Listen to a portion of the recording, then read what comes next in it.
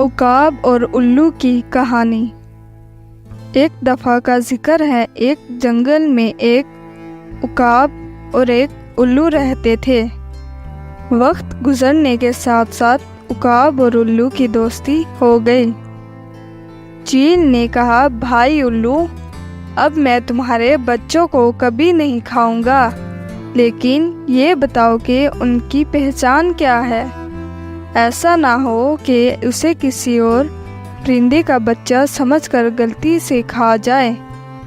الو نے جواب دیا، میرے بچے تمام پرندوں کے بچوں سے زیادہ خوبصورت ہیں۔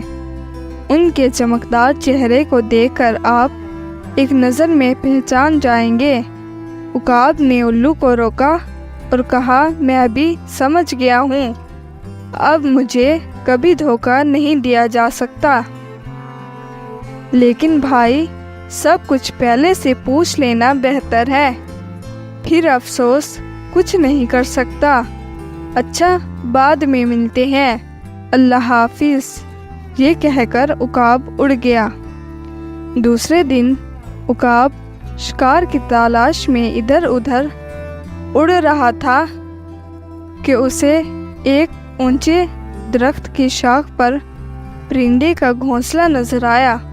گھونسلے کے اندر 4-5 کالے اور بدصورت بچے موٹی اور کرکھی آواز میں بڑبڑا رہے تھے۔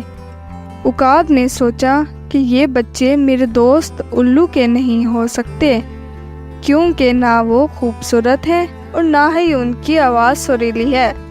یہ سوچ کر عقاب ان بچوں کو کھانے لگا۔